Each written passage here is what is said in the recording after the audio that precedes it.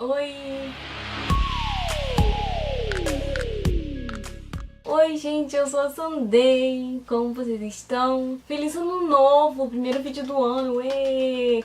Vou fingir que eu não estou 5 anos sem postar. Mas como prometido, aqui tá a parte 2 do vídeo das minhas recomendações de doramas. Afinal, eu fiz a parte 1 um tempinho atrás aí. Quem quiser assistir, clica aqui em cima nos cards, tudo bom? Então, pra quem não assistiu ainda, eu quero recomendar pra vocês, principalmente dorameiras iniciantes, 9 doramas que eu amo. Eu já recomendei 5 no vídeo passado, que é esse que eu deixei aqui nos cards, você pode ir lá assistir antes, pode assistir depois também se quiser. E hoje eu tô aqui pra recomendar 4 que faltaram. E para o vídeo não ficar muito grande, vamos logo para o assunto, não é mesmo? Porque eu costumo enrolar demais. Vamos. Então, gente, quem me conhece, quem conversa comigo, sabe muito bem que naquele vídeo lá, no primeiro vídeo falando sobre doramas, faltou alguma coisa, mais especificamente alguém. Que é um serzinho lindo, maravilhoso, perfeito, com a carinha de anjo, amor da minha vida, Lee Jong-suk. Pois é, gente, ele é meu ator favorito de dorama. Se você me conhece, você sabe isso, que ele é tipo o amor da minha vida, meu ator ultimate. E como não teve nenhum dorama com ele naquele vídeo, vocês podem se preparar que nesse vídeo aqui eu vou falar de Lee Jong-suk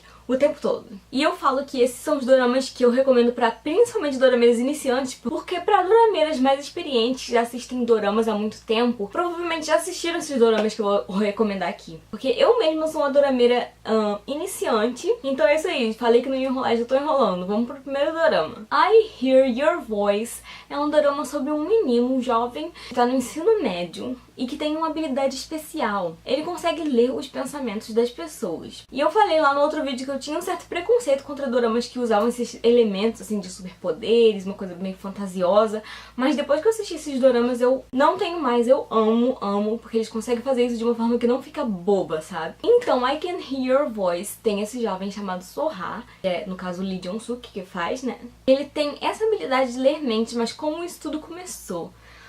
Bom, tudo aconteceu com um suposto acidente que aconteceu quando o Soha era criança. Ele estava no carro com o pai dele e o carro se envolveu em um acidente com um caminhão. Mas aí desse caminhão saiu um homem chamado Min Jung-guk.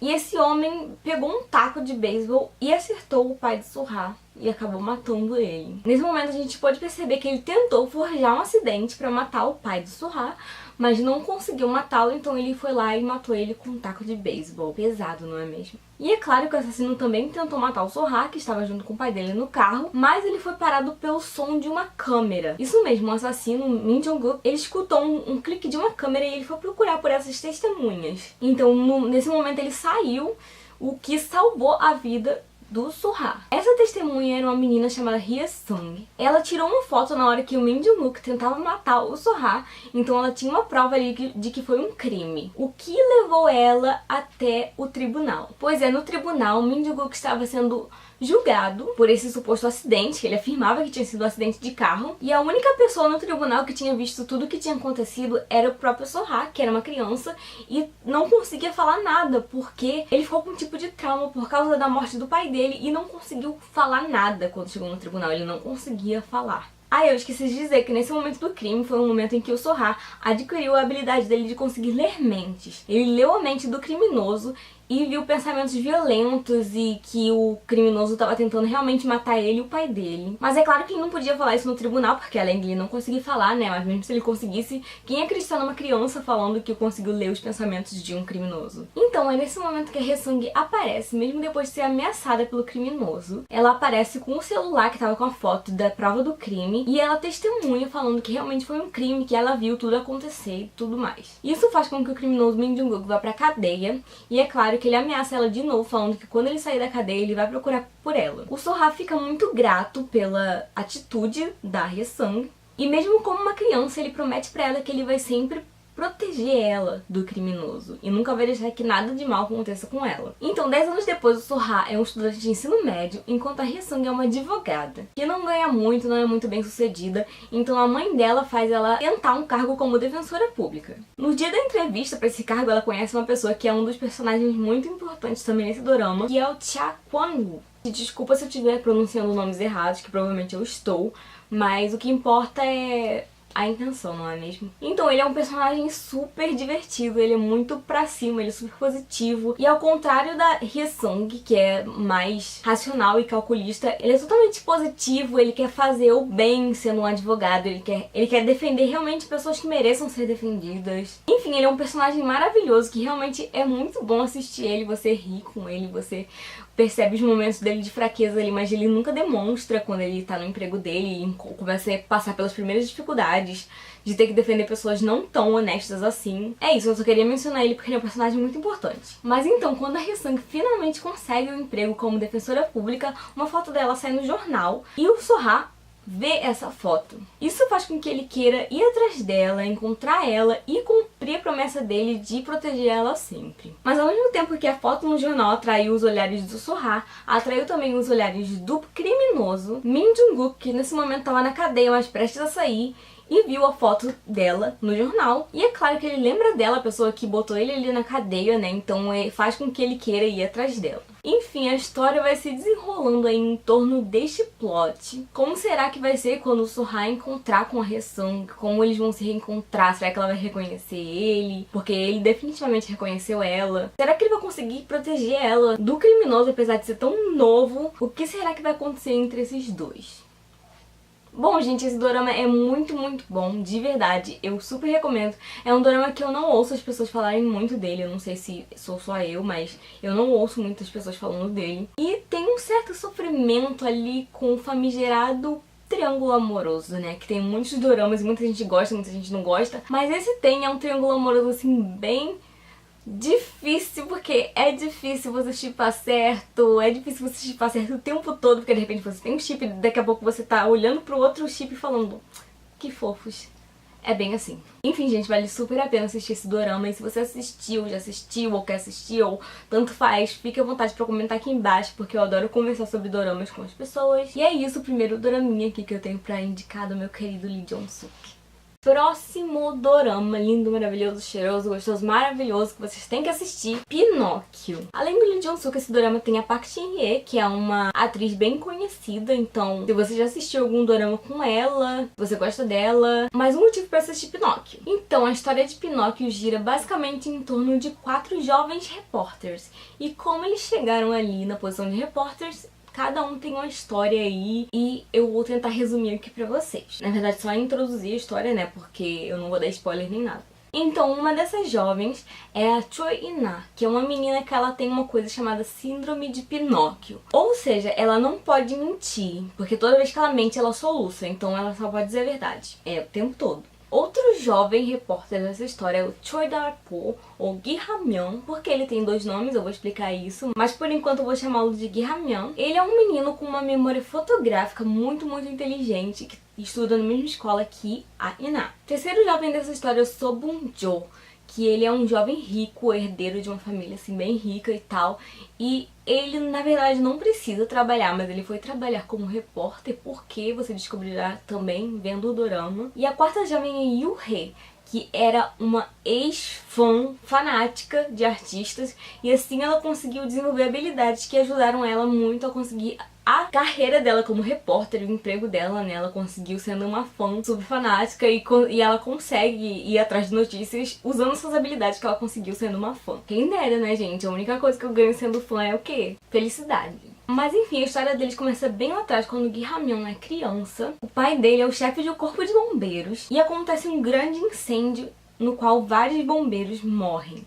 Então, o pai do Gi Ha-myung, não se sabe se ele morreu ou não, porque o corpo dele não foi encontrado. Mas como foi um incêndio, ele pode sim ter morrido, mas nunca encontraram provas de que ele tinha realmente morrido. Nessa época, a mídia, principalmente uma repórter, fez com que as pessoas acreditassem que o pai do Gi Ha-myung, na verdade, estava vivo e que ele era o responsável pela morte de todos aqueles bombeiros e de que ele fugiu pra não lidar com essa culpa e de não ficar com essa responsabilidade aí de ter sido um chefe de bombeiros que acabou perdendo quase todos os seus colegas de trabalho, né? E essa repórter que ajudou a espalhar essa notícia foi nada menos do que a mãe da Choi In-na. Pois é, gente, a mãe da garota que ele ainda não conhece nessa época, tá? Mas ele vai conhecer lá no futuro, é uma das jovens aí repórteres e tal. Então, depois desses boatos de que o pai do Gi Hamyeon tinha fugido pra não assumir essa responsabilidade, a família dele começou a ser muito odiada no país, tudo por causa daquela repórter que espalhou essa notícia. Então, o Gi Hamyeon, ele fica com muita raiva de repórteres em geral. Ainda mais porque todo esse rumor causou a perda da mãe dele. Pois é, a mãe dele não aguentou toda a pressão que ela estava sofrendo. Ela tentou se matar junto com o Gi Hamyeon, mas ele sobreviveu e ela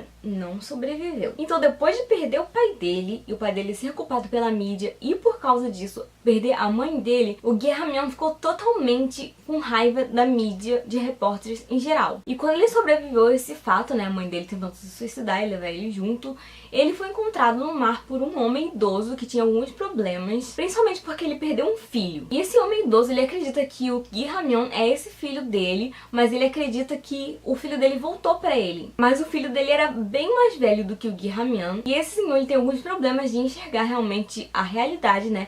Então ele coloca na cabeça dele que o Gi Hamyeon é o filho dele que foi trazido de volta pra ele de alguma forma, no corpo daquela criança. É aí que esse senhor adota o Gi Hamyeon e dá o nome dele de Choi Dar-po. Gi Hamyeon, agora Choi Dar-po, então tá ali vivendo com esse senhor, que na verdade é avô da Ina. E foi então através do avô da Ina que o Choi Dar-po e a Ina se conheceram. Como assim? Ele tava vivendo lá então como Choi Dar-po, ele não queria contar a verdade pro senhor que adotou ele como filho, porque quando alguém dizia pra esse senhor que o filho dele morreu e não voltou, esse senhor entrava numa crise, passava mal, desmaiava, então ele manteve essa mentira. E esse senhor estava muito doente, então o pai da Ina, que era filho desse senhor, ele sai de onde morava na cidade e leva a Ina junto com ele pra morar com o pai dele, né, com o avô da Ina. E aí que Choi Dar-po e a Ina se conhecem. Mas tudo fica mais difícil quando o Choi Dar-po descobre que a mãe da Ina era aquela repórter que espalhou todos aqueles rumores sobre o pai dele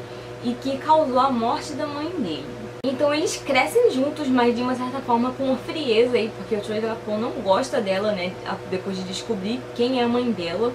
E ela admira a mãe dela totalmente. Então assim, ele não sabe por que ela admira tanto a mãe dela e ele sente raiva dela por causa disso. Mas na verdade ela não sabe exatamente como a mãe dela é, porque a mãe dela não liga muito pra ela, é uma pessoa fria que liga somente pro trabalho, e o pai dela separou ela da mãe dela. Então assim, ela não sabe exatamente como a mãe dela é realmente. Ela manda mensagens de texto pra mãe dela todos os dias, contando várias coisas que acontecem com ela, mas ela nunca recebeu uma resposta. E ela só pensa assim, ela deve ser muito ocupada, e ela quer ver a mãe dela na televisão o tempo todo, e ela admira a mãe dela como uma rainha. Então, quando Choi Dar-po e Ina já estão na escola, no ensino médio, e quando eles começam a pensar no que eles querem fazer pra vida, a Ina decide seguir os passos da mãe dela e se tornar uma repórter. É claro que o Choi Dar-po não gostava nada disso, porque ele odiava todos os repórteres. Mas em certo momento o Choi Dar-po se encontra com a mãe da Ina, que diz pra ele esquecer tudo aquilo que aconteceu. Friamente ela fala isso, pra ele esquecer tudo aquilo que aconteceu, porque afinal é como uma repórter deve agir. E é isso que motiva o Choi Dar-po a se tornar também um repórter, pra provar pra mãe da Ina que na verdade ele consegue ser um repórter sem contar aquelas mentiras e sem manipular as pessoas como ela fez. A Ina tem o problema da síndrome de Pinóquio, né, que eu mencionei antes, e isso atrapalha muito ela, porque quando ela vai em entrevistas as pessoas questionam, né? Como você pode ser uma repórter se você só pode falar a verdade, 100% da verdade, não pode omitir, não pode mentir. Já o Choi Dar-po tinha um problema que o verdadeiro Choi Dar-po, que morreu, que foi filho daquele senhor, ele não era uma pessoa muito inteligente, ele era bem ruim na escola, ele era meio cabeça de vento, digamos assim. Então ele se fingia assim também pra que o pai dele, né, o pai que adotou ele, não descobrisse nada. Mas pra virar um repórter ele tem que mudar isso, ele tem que passar a se dedicar realmente, mostrar realmente a capacidade dele, já que ele tem uma memória fotográfica. E ele começa a fazer isso e sai super bem e consegue ser um repórter. Assim como ele, a Ina consegue também superar o problema dela e se tornar uma repórter. Mas eles estão em empresas diferentes. E nessas empresas eles conhecem os outros dois jovens que eu mencionei. Choi Dar-po conhece a Yo-hee e a Ina conhece o So Bun-jo.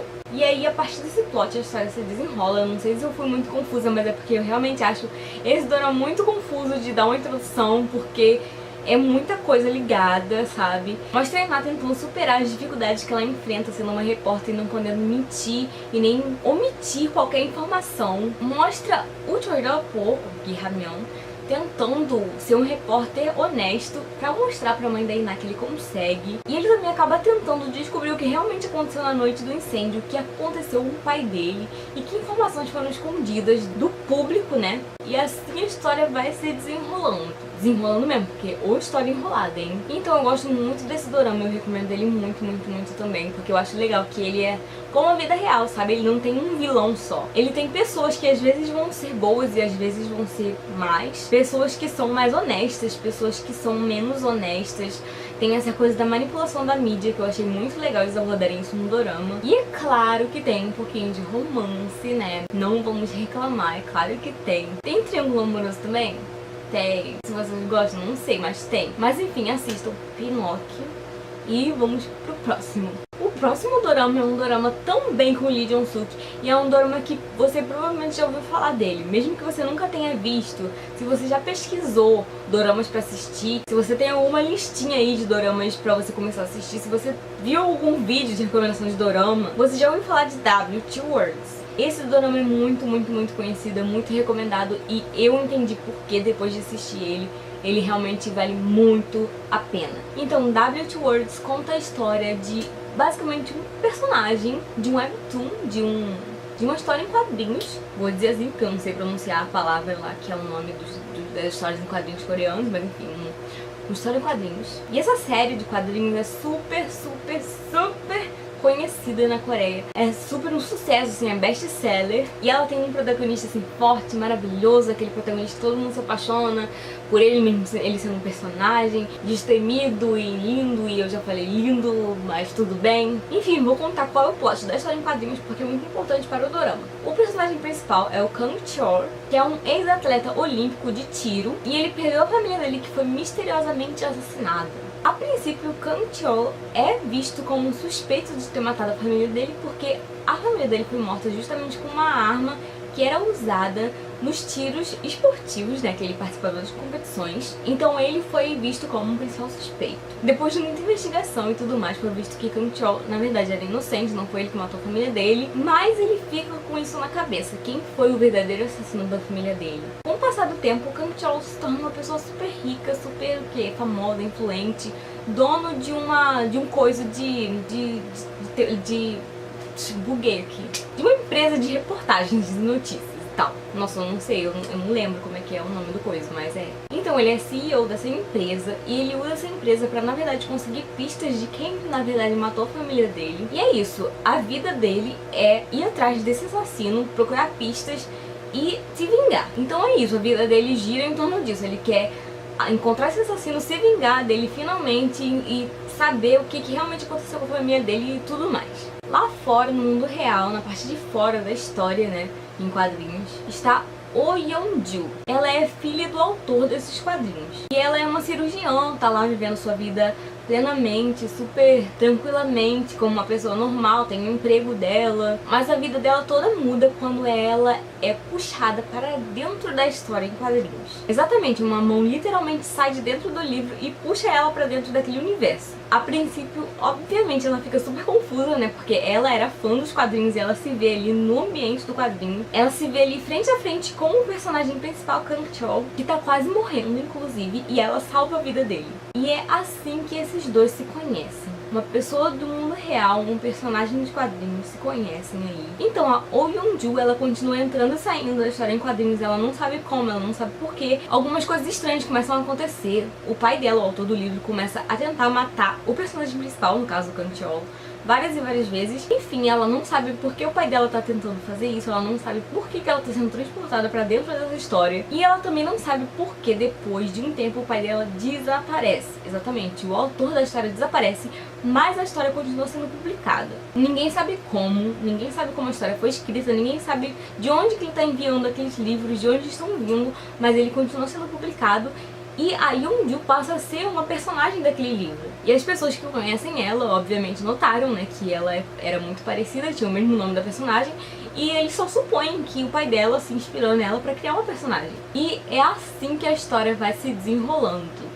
Yeonju saindo e entrando de um mundo fictício, o Kang-cheol não sabendo de nada disso, não sabendo que ele é um personagem de uma história, tentando sempre encontrar o assassino da família dele, mas agora também tentando descobrir esse mistério de onde veio essa menina, né, de onde apareceu ela pra salvar a vida dele do nada. E ele começa a perceber que ele tá sempre correndo risco de morte. E ele também não sabe porquê, mas ele começa a perceber que tem alguma coisa estranha aí. E gente, eu não posso dizer muito mais do que isso, porque senão seria spoiler, mas esse dorama é aquilo que você não consegue desgrudar. Cada episódio termina de um jeito assim, tipo, eu preciso ver o que tá acontecendo, o que vai acontecer no próximo. Você se apega muito aos personagens, eles são muito cativantes, de verdade. É um dorama maravilhoso, que já começa maravilhoso, você já começa com chave de ouro. E é isso, super recomendado W2 Worlds. Quem já assistiu pode botar aqui que é maravilhoso, pra incentivar mais ainda os amiguinhos a assistirem, né? Eu deixei o melhor para o final. Por que o melhor? Porque é o meu favorito do mundo. Meu favorito de todos os tempos. Meu favorito da vida, vocês já entenderam.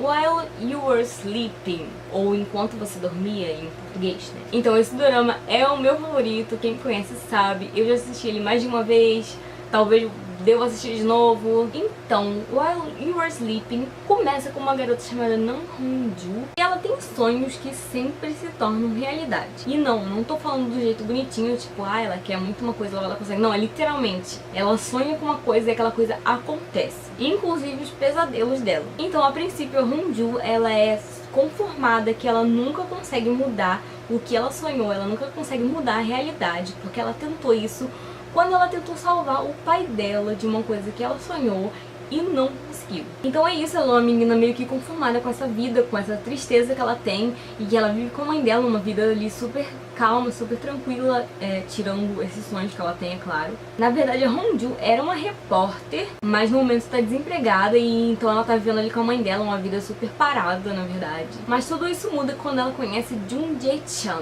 Ele é um promotor público e iniciante, que é um pouco desastrado na carreira dele, não é muito bem sucedido, é visto pelos outros como alguém incompetente na empresa dele e tudo mais. E eles se encontram quando o Jae-chan se muda para a casa ao lado da Hong-ju. E o que acontece? Tem um dia que o Jae-chan sonha com uma coisa e ele tem muito a impressão de que esse sonho foi muito real. E ele tem a impressão de que esse sonho vai realmente acontecer, mas ele não sabe por que ele tem essa impressão. E ele estava certo, o sonho dele acontece, e esse sonho envolvia a Hong-ju. Então, assim, de certa forma ele salva a vida dela, eu não vou contar como, porque aí vocês assistem aí.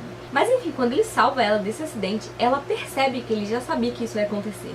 E ela chuta que ele sonhou com isso, e ela estava certa. Ele fala, eu realmente sonhei com isso, mas como você sabia? E aí ela conta pra ele que ela também tem esses sonhos. Nenhum dos dois sabe por quê. A Hong-ju não sabe o porquê ela tem esses sonhos desde sempre e nunca conseguiu mudar. E o Jae-chan não sabe porque ele começou a ter esses sonhos. Mas, na verdade, é a primeira vez que a Hong-ju vê um sonho ser mudado. Porque o que o Jae-chan sonhou não aconteceu. Ele conseguiu prevenir o que ia acontecer no sonho. Então ela fica muito interessada nele, né? Quer saber mais sobre ele, quer conversar com ele. E ele tá sempre meio que assim, tipo, não ligo pra você, querida, assim, estou te esnobando um pouquinho. E quando ela toca nesse assunto dos sonhos com ele e começa a tentar descobrir por que isso tá acontecendo e comentar com ele o que ela sonhou, ele fala pra ela esquecer tudo isso. Pra ela esquecer que ela tem esses sonhos, pra ela não ligar pra isso, pra ela fingir que são só sonhos. Porque afinal, ele não quer ter responsabilidade por uma coisa ruim que vai acontecer, que ele sonhou e que talvez ele não consiga impedir. Então ele fala pra ela esquecer. Mas é claro que isso não dá certo. A Hong-ju continua sempre seguindo ele, sempre demonstrando interesse nele, e acaba que eles se tornam amigos. O antagonista dessa história é um advogado chamado Lee Yu-bun. Ele conhece Jae-chan desde que o Jae-chan era criança, mas eles tiveram um desentendimento quando o Jae-chan ainda era criança e eles pararam de se falar. Quando o Jae-chan se torna um promotor e Yu-bun se torna um advogado, eles se encontram novamente na profissão deles e novamente um contra o outro, né? Porque o advogado e o promotor, eles estão sempre se encontrando aí um contra o outro. E o Jae-chan conhece bem o Yu-bun, então ele sabe que ele é uma pessoa manipuladora, uma pessoa muito inteligente e que ele é um advogado que nem sempre vai ficar do lado das pessoas boas. Mais um personagem dessa história que agora, na verdade, é um amorzinho, bebê, fofo, maravilhoso. É o policial Woo-tok. Lembra daquele acidente que eu falei envolvendo a Hong-ju, que o Jae-chan preveniu? Na verdade, o Woo-tok também estava envolvido nesse acidente e ele foi salvo A vida dele foi salva pelo Jae-chan. E por causa desse dia, eles se conhecem, a Hongju, Jae-chan e o Woo-tok. Mas enfim, eles três ficam muito envolvidos a partir do momento que o Woo-tok também começa a ter esses sonhos. Pois é, o Woo-tok também começa a prever o futuro através de sonhos e eles três não sabem por que isso tá acontecendo. É spoiler se eu contar que essa história também tem um triângulo amoroso?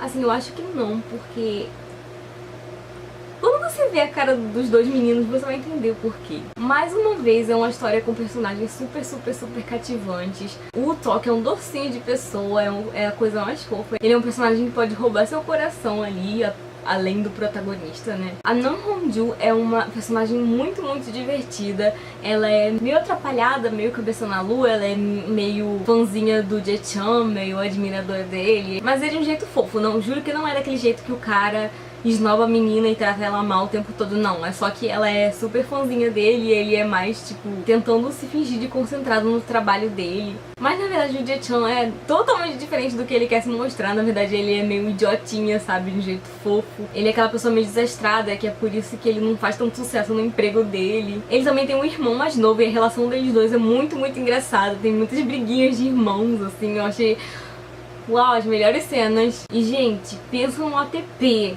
Pensa num OTP. É maravilhoso. Vocês têm que assistir esse dorama. É meu favorito do mundo. E quem já assistiu também comenta aqui. Se ele também for seu favorito, vamos ser amiguinhos. Bate aqui. E é isso, só tenho a dizer que os momentos de romance são muito fofos, mas também tem os momentos aí de crimes, porque afinal o Jae-chan é um promotor e ele tem que se envolver em algumas investigações de crimes e tudo mais. Então assim, é muito interessante, porque não fica no mesmo caso o dorama inteiro, não.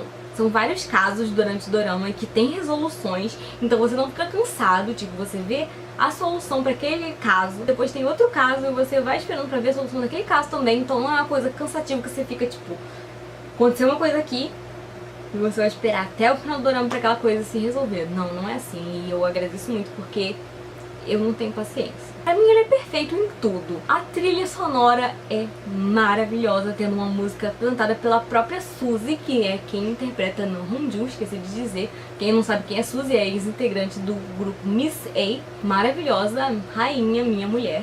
Elenco, trilha sonora, história, é todo maravilhoso, gente. Eu sei que eu tô falando isso é porque é meu favorito, sim, estou falando que é meu favorito, mas não importa, é maravilhoso, vão assistir, confiem em mim. Mas enfim, foram essas as minhas recomendações de dorama, agora com Lee Jung-suk, esses 4, né? Você quer ver a parte 1, como eu disse, é só clicar nos cards. Fica à vontade pra comentar o vídeo, pra dar sua opinião sobre os doramas, pra dar sua opinião sobre como eu explico os doramas, porque eu acho que eu sou um pouco confusa, mas eu só quero que vocês assistam. Não precisam entender o que eu falei, só vão lá e assistam, sabe? Confiem em mim. E é isso, obrigada por assistirem esse vídeo. Deixa o like se você gostou, se você não gostou não precisa deixar o like, eu entendo. Se você é novo aqui, vai lá dar uma olhada nos meus vídeos anteriores, vai lá dar uma checada e ver se você gostou. Se você gostar, clique em se inscrever. E eu também recomendo que vocês ativem o sininho de notificações, porque eu não sou uma pessoa muito certinha assim pra postar em dias certos, então assim. Mas é isso, de novo eu já falei isso várias vezes, mas é isso. Desejo um ótimo 2019 pra vocês. E continuem comigo se vocês quiserem, se vocês gostarem de ver a minha carinha aqui. Vou ficando por aqui. Beijo. Tchau!